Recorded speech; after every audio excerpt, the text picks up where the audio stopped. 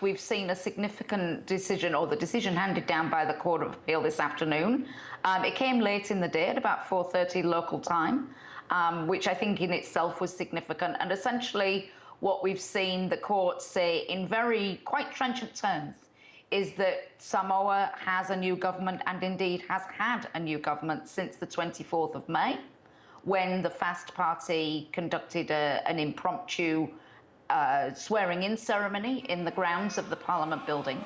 And the court has basically said that with that effect, that was the government of Samoa, and anyone else purporting to be holding office, either on a caretaker basis or otherwise, is doing so illegally. And so this obviously appears to pave the way for a transition of power.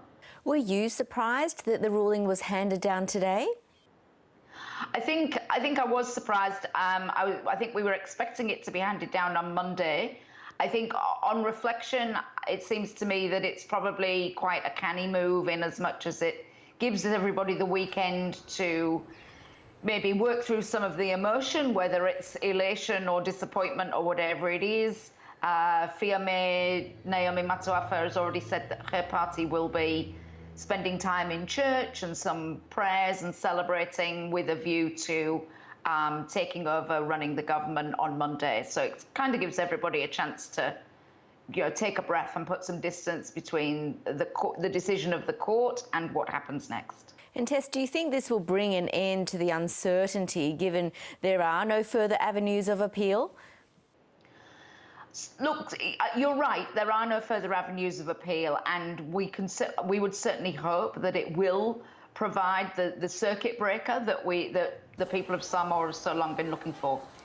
But until we see the previous Prime Minister, Tuila Epa, actually concede and make moves to transfer power to his successor, it's hard to know that he's actually finally accepted what appears to be inevitable. His latest position is that he will meet with the party caucus on Monday, and they will decide a course of action. So we just need to see what happens then. And what is Tuila Epa going to be like in opposition, do you think? Well, assuming he goes into opposition and continues in that role, to a large extent we don't know, because he's been in power for such a long time. But we do know that he is a very shrewd politician. He's a very forceful politician. He's a very canny user of the media. So should he choose to take on that role of opposition leader, we can expect him to be very active in that role, and possibly proving to be a thorn in the side of his successor. With upcoming by-elections, though, is it possible that HRPP could still regain a parliamentary majority? Well, certainly, if all the by-elections were to go their way, we would be down to almost back to where we were in the middle of April, with both sides having pretty much the same number of seats. So certainly it could lead to a hung parliament, and then, or give him the option of seeking to maybe entice a couple of people to join him in a vote of no confidence. But that's something that would be quite some way down the track. Certainly, I wouldn't expect that to be happening within the next 12 months. Meanwhile, this weekend, cause for celebration for the FAST Party and for women's representation in Pacific parliaments. Yeah, certainly it is a big milestone for Samoa to have its first female Prime Minister, and it's, as you say, it's a milestone for the region more generally, where women do not appear in very senior positions very often.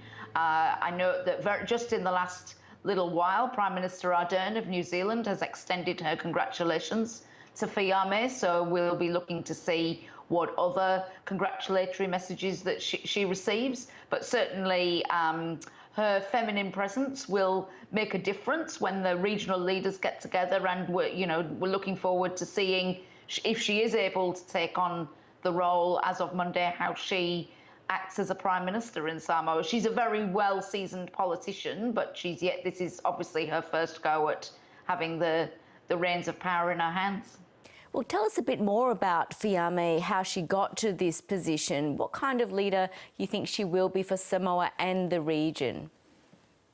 I think it's interesting. It's an interesting question. She comes out of the HRPP machine. She was the Deputy Prime Minister for a very long period of time. She comes with her own mana as a political and cultural leader within Samoa, but through both her father's line and her mother's line. Her father and mother were both very active, very prominent political players in Samoa, particularly around the time of independence. So she is a very recognized political player. She's not new to the game of politics. I think it will be interesting to see how she differentiates herself on a policy basis, given that she was with HRPP for such a long time. Some of the decisions that she maybe is going to seek to change or criticize, people might say, well, you were sitting in the cabinet room when that decision was made. So I think that will be possibly the most significant thing that we'll look for, is how she seeks to carve her own path and set things differently for her country. When it comes to the regional position, I would expect that things would be possibly less marked in terms of points of difference. She will be wanting to. Samoa has been a beacon of stability and a great advocate for regional collectivity, and I imagine that that's something she would want to continue. Dr. Tess Newton Cain, thank you so much. Thanks, Yvonne.